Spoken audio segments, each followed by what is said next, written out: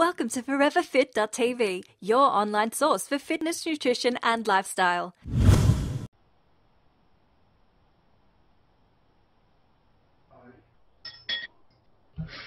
Welcome listeners to episode 2 of your favourite health and fitness podcast, Forever Fit. This is a weekly show dedicated to bringing you health and fitness advice to help you get in the best shape of your life.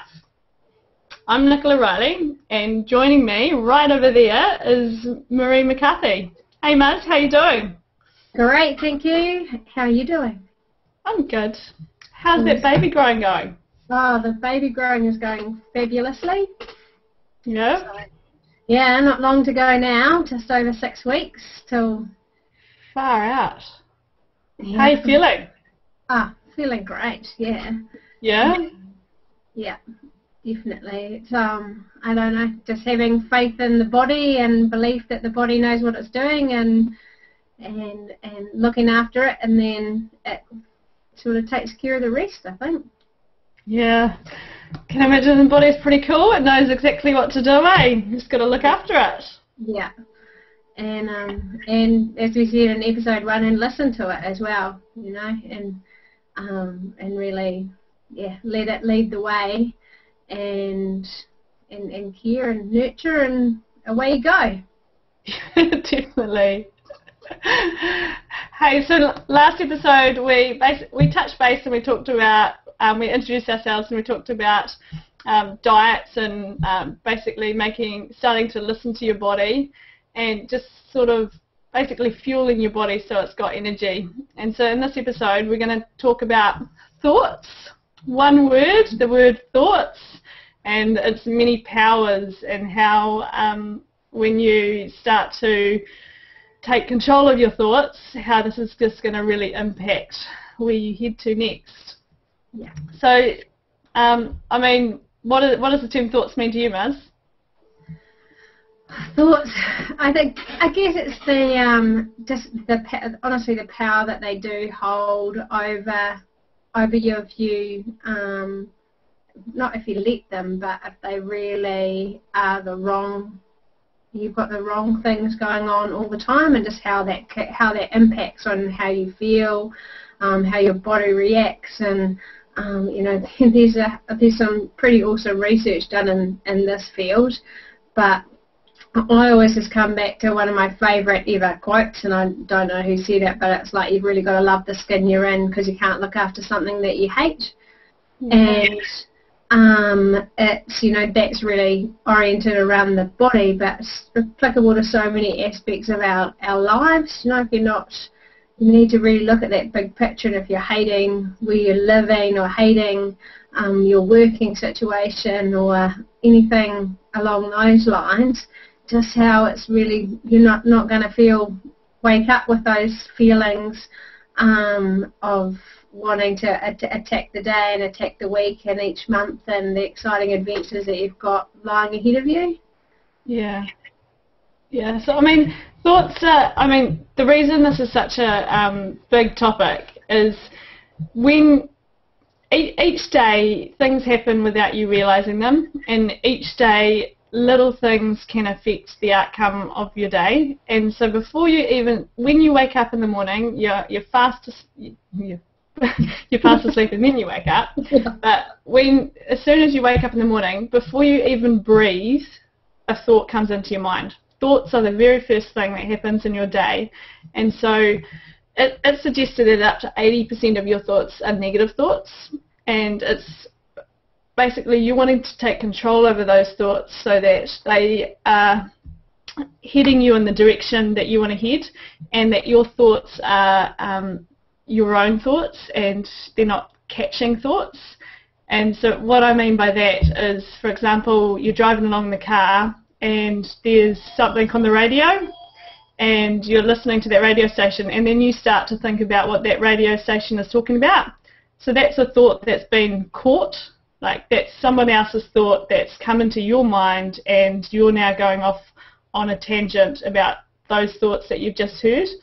And so thoughts are something that, they're contagious, Yeah. And you can have complete control over them. So a positive thought is contagious, and so is a negative thought. And so we're basically wanting to get control of our own thoughts, and so that we are trying to make our thoughts as positive as possible, and so they're actually going to help us achieve our goals.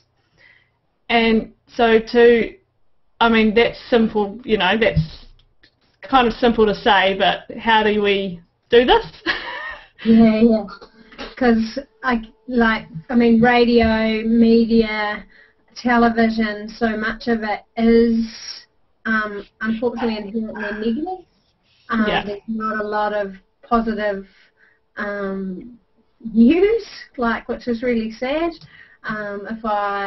So it's how you can really, capture those great thoughts, or when the negative ones come in, turning them around, or just discarding them and going, this doesn't, I need to move on from this, or how can I make a change that will affect change, because a lot of, it is a huge topic, but one that just has such a big influence on our lives. Yeah. So what do you do, Muz? What are little things that you do to keep yourself on track? Well, not track, but on a happy life. How do you stay in control of your life so that you're happy and your family's happy and that you're just doing everything that you want to be doing? Yeah. What do you do to keep control of your thoughts? I do, and it doesn't go right all of the time. That's that one thing to take into. I'm definitely not perfect in that regard, but it is looking at each part of your life and going, am I genuinely happy in this avenue? Is this where I want to go on my journey? And whilst we can't change everything at once, there are maybe little things that we can change, because you might not enjoy your job, you might not be in a situation where you can necessarily change that, but it's okay, what aspects of the job do I really enjoy, and focus on those, and not getting caught up in the things that you find challenging or difficult within your job.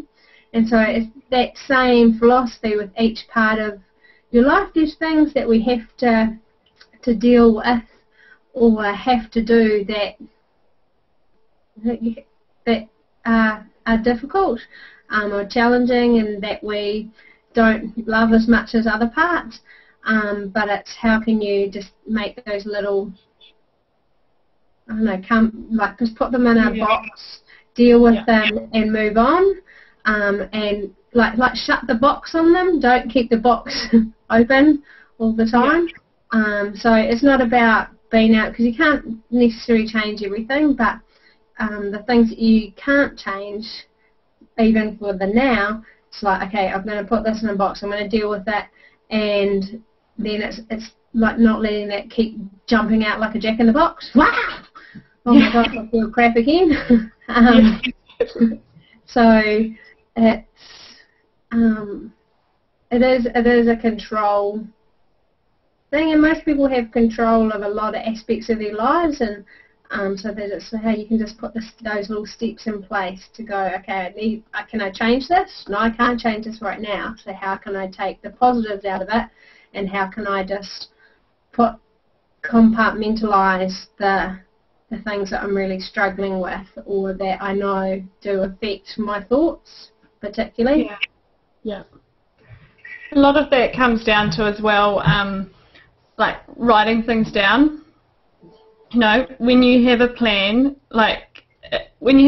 and you have lists, or you have a clear direction, you're able to know, okay, this is what's got to happen. And like you said, if you've got to go to, not all in a situation where you might not be enjoying work, you might be studying, you might be just have so much going on, but those are things that you just have to do, and that's life. We have to make money, we have to study, we have to, there are always going to be things that affect your day-to-day life, but what can you do to improve that? And that's like you might work 9 to 5, but how amazing would that be is it if you knew that if you got outside at 10:15 during the day, you got some sunshine, you sat in that sunshine and you read 15 minutes of your favourite book, how much of that morning is going to get better? Now it's finding what changes your thoughts and what improves your day just by making little small changes, like little new habits, so that you can really start to make your day more positive and your thoughts more positive. And I think that's particularly important especially around the start of the day as well. Like as you said, before you even, the first thing that happens is that thoughts jump into your mind. But then sometimes that can just flow on. So it's in your routines and your structure first thing in the day. If I look at being a working mum who's still studying as well, there's a few things in the morning that I find, like making lunch boxes. I know that's what I'm saying, but it's actually better if I do it at night, or if I get up 15 minutes early and just cruise with it and actually think about, hey, while I'm making this lunchbox, I'm actually contributing to my child's health and well-being, and think of it like that rather than think of it as a chore. And so that makes a big difference as well. It's just that simple shift. Hey, this is actually helping my daughter feel great, rather than, oh goodness, it's just one more thing that I've got to do this morning. Yeah, it's that whole glass half empty, glass half full. How do you how you look at things and how you say things is so much. There's so much power in it. It's also about I believe it's also about visualization, like knowing, visualizing what you're trying to create. And if you're trying to create a healthy body, if you're trying to create a healthy, happy family, then what are those little things? What little things are going to help get you there? And so if you wake up in the morning and it's negative thoughts and it's feed the family, I've just got so much to do and it's all negative and it's just there's no fun in the morning. Then you're going off to work and it's all negative. If you were to constantly think like that, then of course you're just going to be always negative. But if you were to wake up in the morning and just think, right, today is going to be fantastic, we're all going to have an amazing breakfast, I'm going to start this off, what can I do now that's going to improve this day? Who do I surround myself with? What do I read now? Like, if you are somebody who's affected a lot by other stimulus, and you find that for example, if you were to get up in the morning and you were to watch the news, and the news is all negative, it's about all the terrible things happening in the world, and then you're driving off in your car and you're heading into a traffic jam and it's all negative, I mean, that's just an absolute awful way to start your day. So it's again, like in that first episode we talked about listening to your body. So I guess what we're trying to say is, what do you need to do to find positive thoughts? Yeah. How do you set yourself up so that your thoughts can be positive? Absolutely.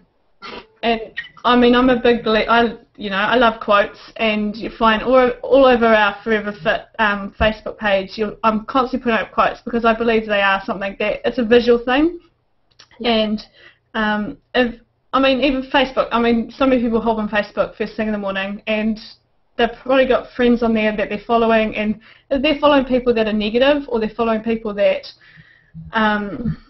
make them not feel good, like they might get jealous if they're watching them, what is that doing for your day? Yeah.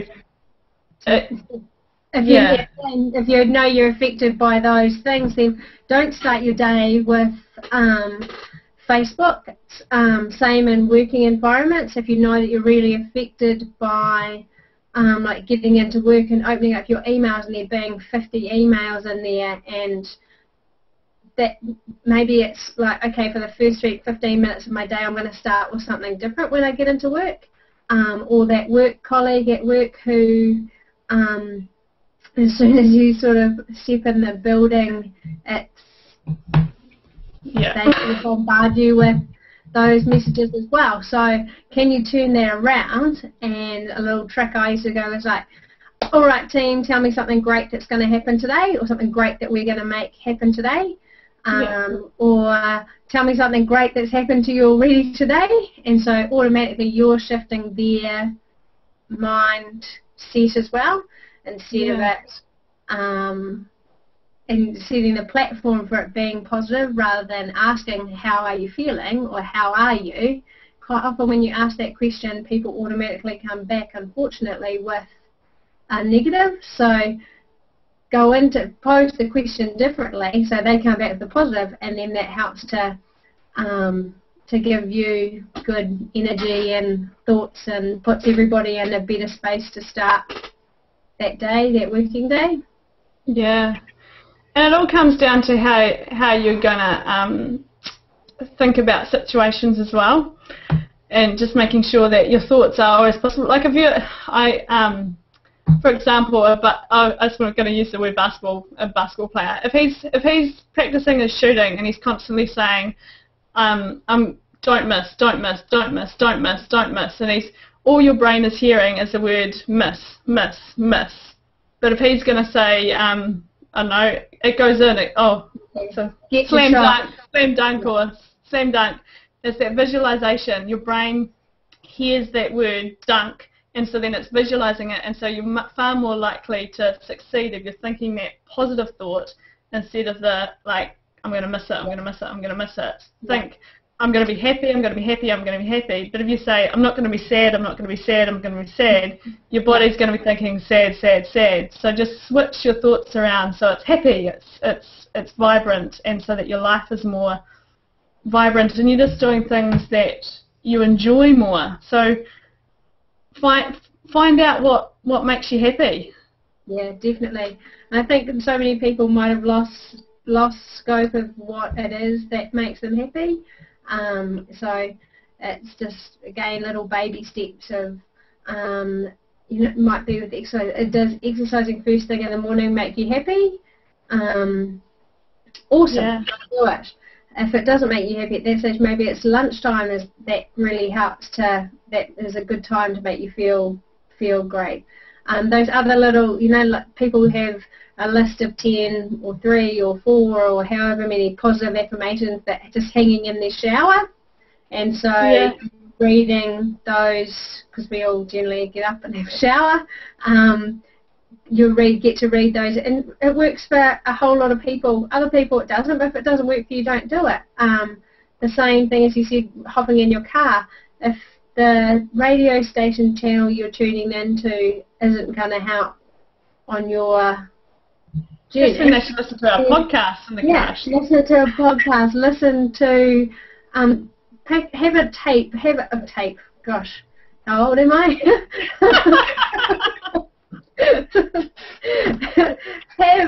Plug in your iPod and have music in there that you know has a positive. Music's really powerful. Has a positive effect on you and helps you. It might be at the end of the day just hopping in the car and actually not having any noise at all is just something that, so you've got a bit of mindful meditation on your drive home. There's little tools like that, and it is finding the ones that work for you, because again, like everything, we are all really different, but if you try it and you do start to notice a difference, then hey, keep doing it. Yeah. And the other thing coming back to list writing is, whenever you think of a thought that sits over your right side of your brain, it's creative,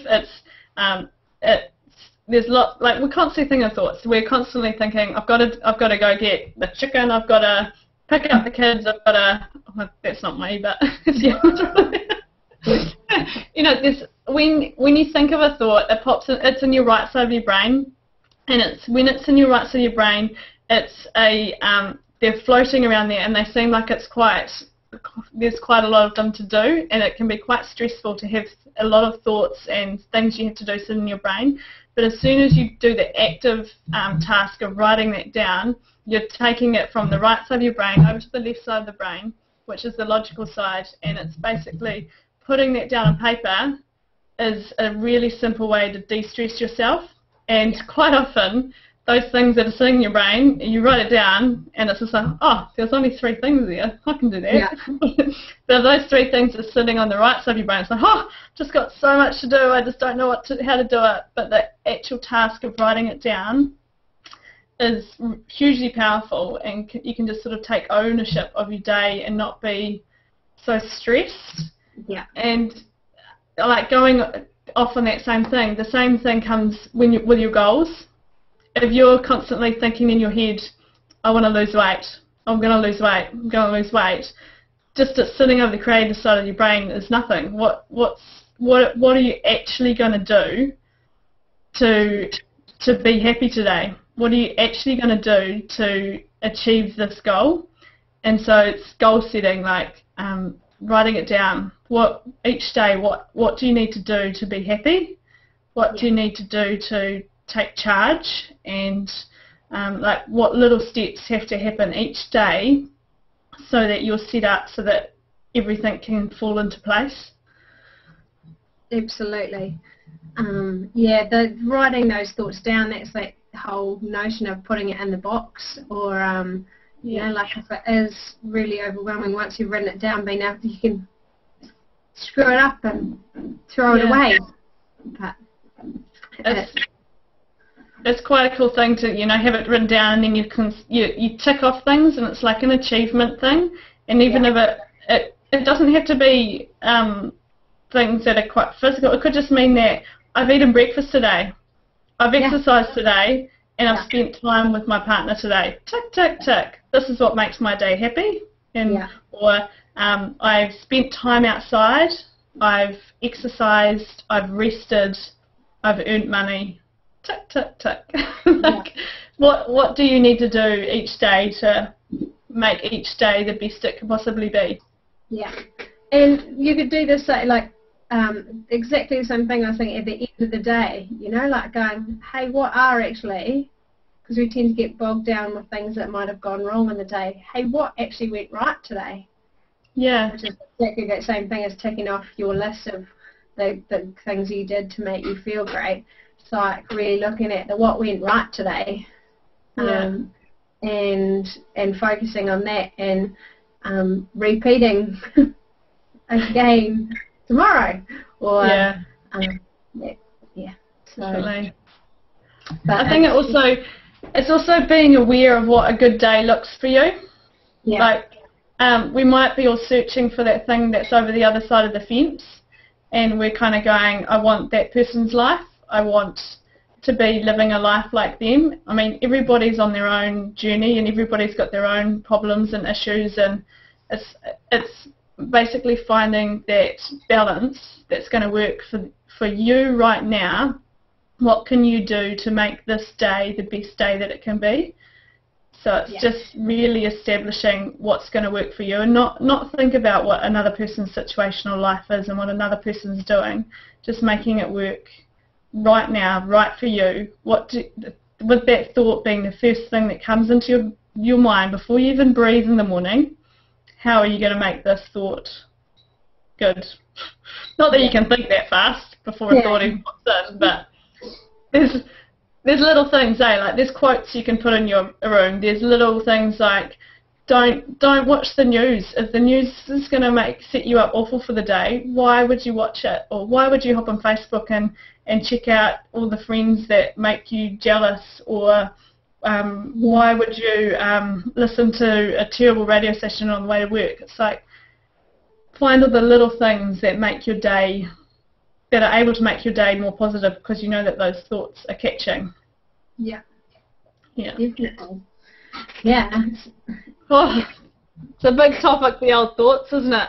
It is a big topic, but again, it ties so nicely into like listening to your body in terms of the nutrition and how what you're eating fuels you and how you feel, is really starting to listen to what's going on in your brain and going, all right, you know, and just start with one or two things that are going to make those changes. Because that Rome wasn't built in a day, and your journey to make yourself feel great and really starting to get optimal enjoyment isn't going to happen overnight either.